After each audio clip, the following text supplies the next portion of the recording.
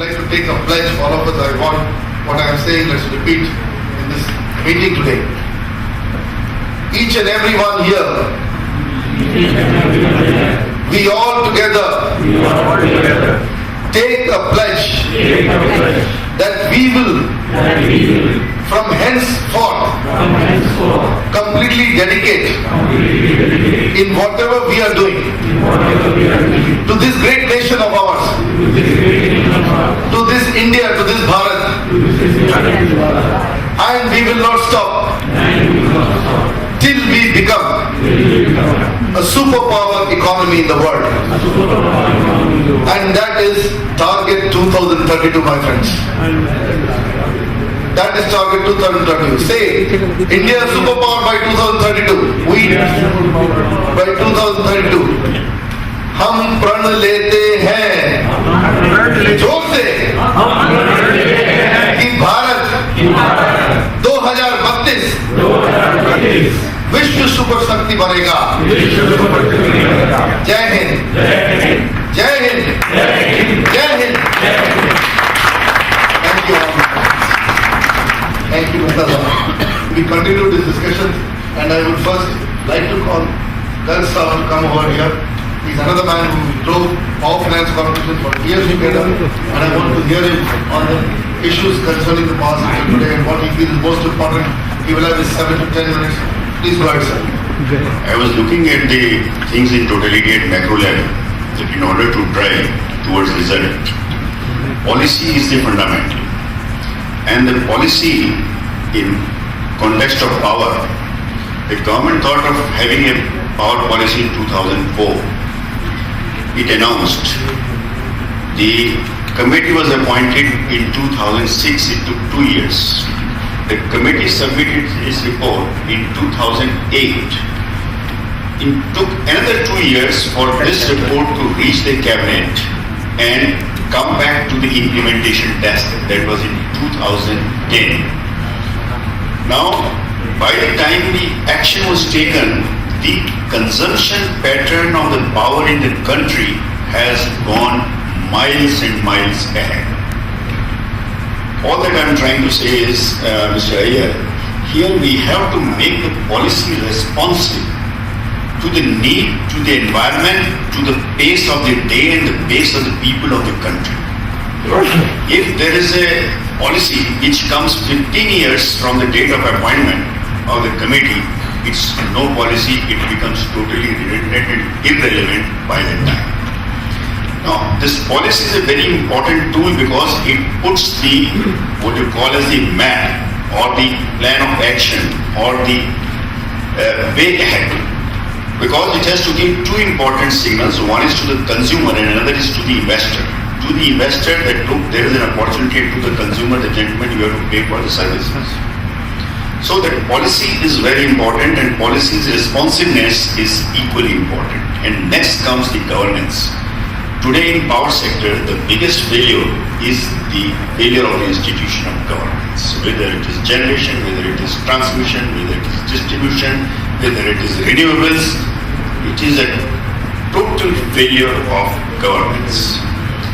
Then we follow and we look at by 2030 or 2032, we will have another 20 crore mouths to feed.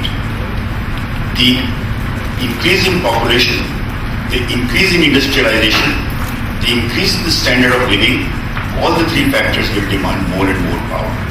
How do we do? We have to have development. This development can be with the existing carbon footprint, and if we do so, we will have the pressure from all other countries to reduce the carbon footprint and move towards non-carbon energy. So the next solution comes as the renewables. Though there is a lot of debate on the carbon, on the coal, there is a demand from the industry that existing mines should be allowed to produce more coal. There should be more mines given. The environmental clearance should be expedited. I asked a very simple question. I said, today, if supposing the government says all existing mines produce double the output, do we have the machines? Are we ready? Do we have the suppliers in India? Answer is no.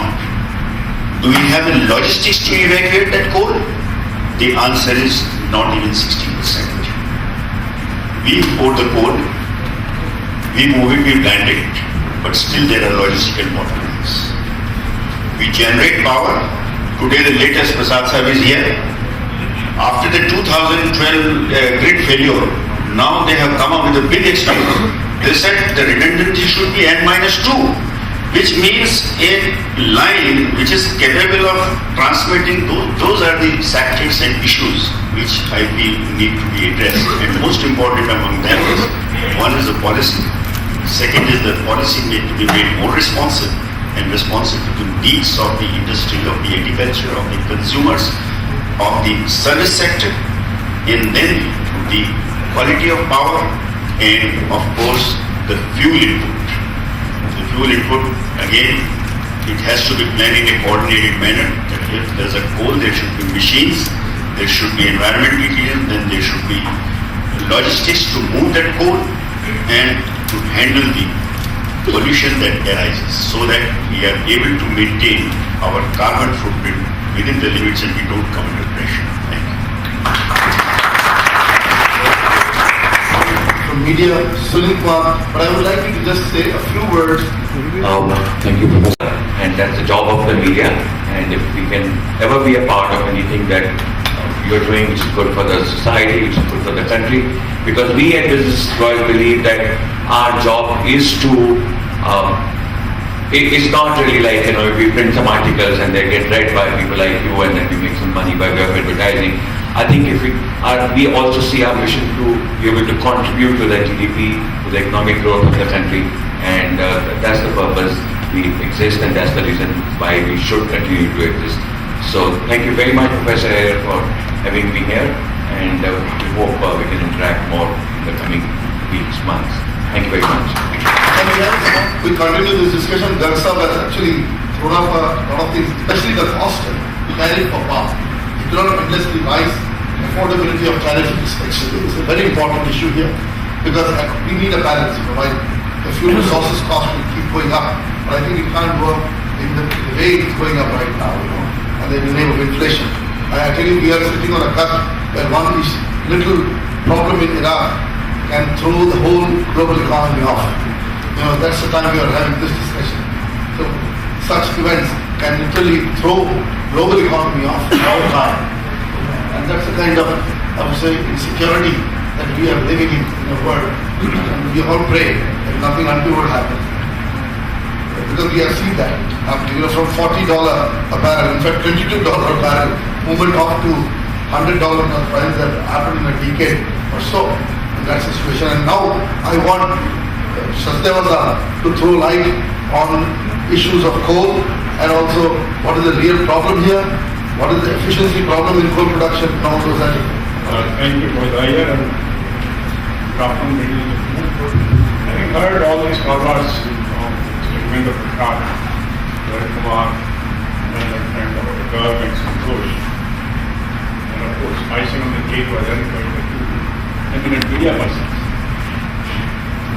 Now, coal is something which I would take from where my friend Gaurav left. He has already left. Anyway, see, he talked very important policy.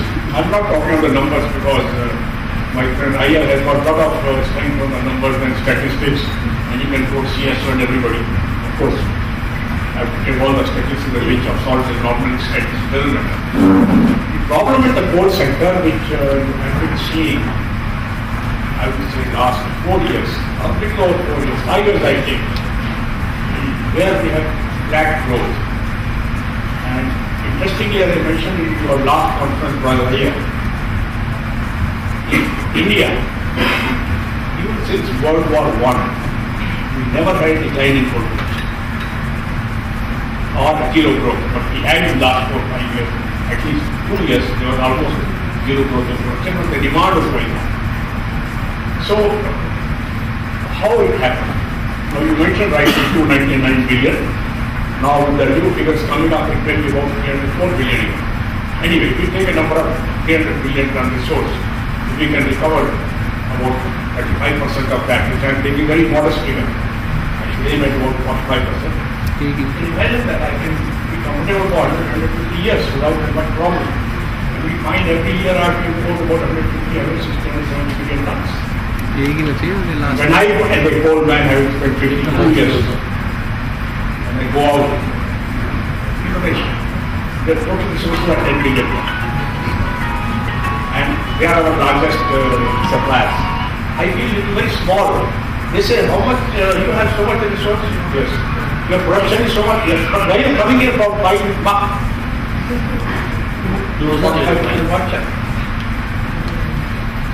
So, in that scenario, I go to Colombia. Coal seams are 40 centimeters thick. They are being mined. I have a coal seam 137 meters thick in Jagoda, thickest in the world. So all these things are quite disproportionate to our process of thinking. Sometimes we, especially my friends who are little away from coal, they get total flabbergasted. Why? Now we go to the basic issues, and Professor Iyer has already put a embargo that we should discuss. Now, first and most important I take from our government policy. The policy is based on few fundamentals. How you treat, I quickly come to how you treat the public sector and private sector. If you start with a trust deficit, then private sector चोर है, private sector profit बनाता है, private sector से काम नहीं करता है. तो basic trust deficit जब तक रहेगा हमारे देश में, you can't have any policy. You will be the most best intended person. लेकिन जो हमारा पिछले 5 साल में, 6 साल में, 7 साल में, there is a very big trust deficit, and till recently, till the new government came in, it has been growing wider and wider and wider. The trust deficit has come not only in bureaucracy, even to the technical people. Even the people who are managing, I'm not talking about coal alone. Coal, I would say, with my hand on my heart, is probably the maximum today. Because of the last 3 years, 2 years, CBI, vigilance, all the coal block relocation and all that happening. This trust deficit has killed our initiative to increase coal production. Because everywhere, for any decision in life, or to operate any activity, or to push any activity, ideally decision making. And decision making is under a suspect. Whether it's a operating level or at secondary level, I would say even municipal level. Now, unfortunate part which has happened in last 30 days, I'm talking unfortunate, please note this. Mr. New Coal Minister, absolutely brilliant chap. I read about bio and I am going by the daily meetings and all that. Let's not assume that I am knowing all person. We must listen to the people. Make your own decision. Because you are boss. Learn from the history. And the best advantage this government has, they have learned at somebody else's cost. Because previous 4-5 years, enough mistakes have been made. There's no baggage actually. Absolutely. Exactly. So this government, make it a point in your, should take advantage and why you make a mistake at your cost? I mean, learn from somebody else's mistake, learn from somebody else's experience. Now, coming back to how do you produce coal? Now, my friend Garg has come, he mentioned rightly, why don't you allow the existing mines to increase production?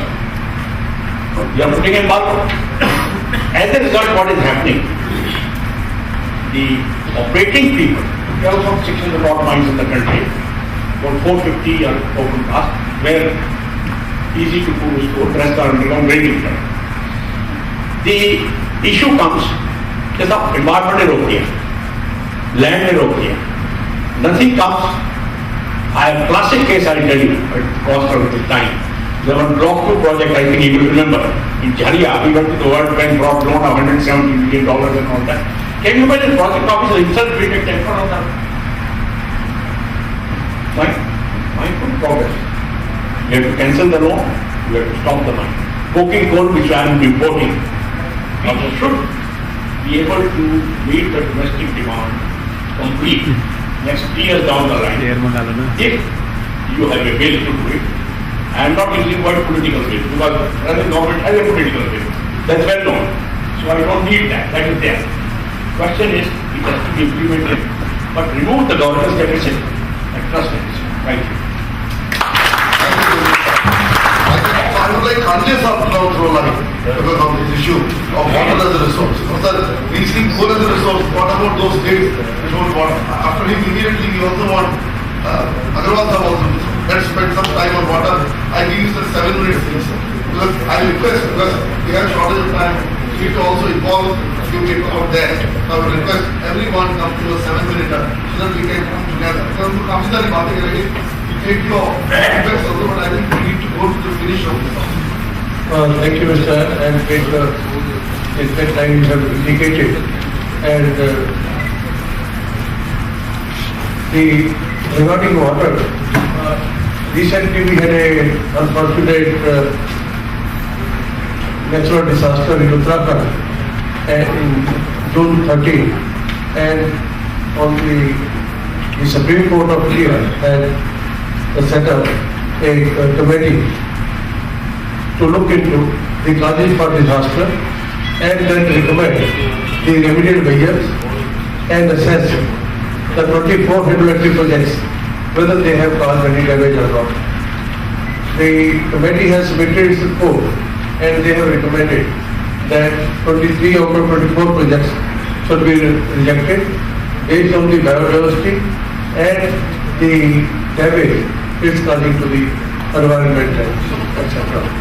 They have also concluded that the hydroelectric projects have contributed to the tragedy. So, the case is listed on 22nd of July, and with these type of recommendations, the committee itself had a huge bias in favor of the environmentalists and few experts, and they were also not listened to. And if such type of decision, if there is a adverse decision by the Honorable Supreme Court in this case, then the hydro sector will be very much affected. Many of the so the hydro sector, the day the tragedy had occurred, the same night there were news on the TV. Some experts had appeared who didn't know hydro, that this has been caused by hydropower projects. The major damage had taken place in the Kedarnath area where there was no hydroelectric project. The hydroelectric projects have been affected, but these were not the cause, they were the victim.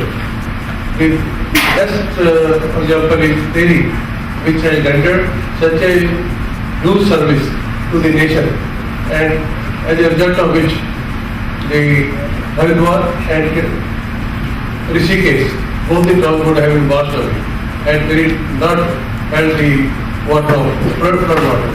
Even Delhi would have been affected very badly. So the recommendations which have made are very damaging, that all hydroelectric projects more than 2 megawatts should also require environmental clearance. All hydropower projects in Uttarakhand be stopped because they are doing environmental degradation. The Himalayas are weak in geology.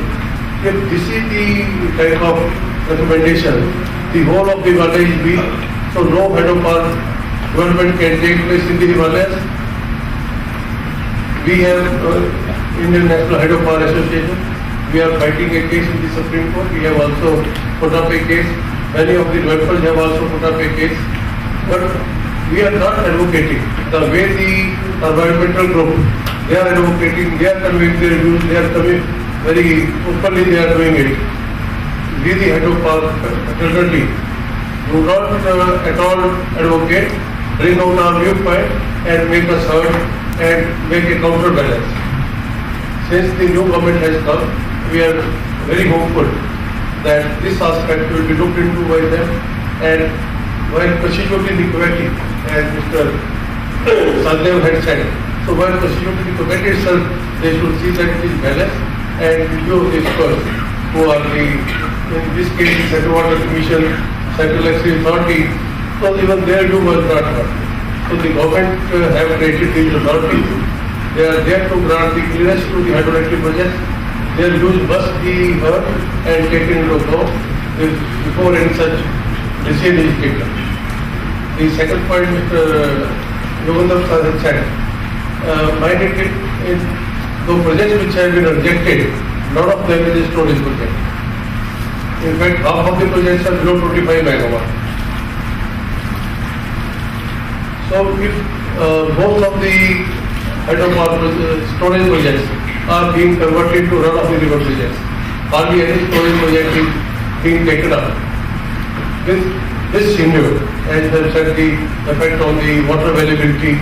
So we have hardly 250 billion cubic meter of storage. We have 400 billion cubic meter of storage. There is such a huge gap. There is no storage projects available, and the rainy season being available only for 100 days. So it is a very serious situation. More than power availability. You can manufacture power, you can have solar power, you can wind power, but you can't manufacture water. So that would be a big challenge, and it needs to be arrested.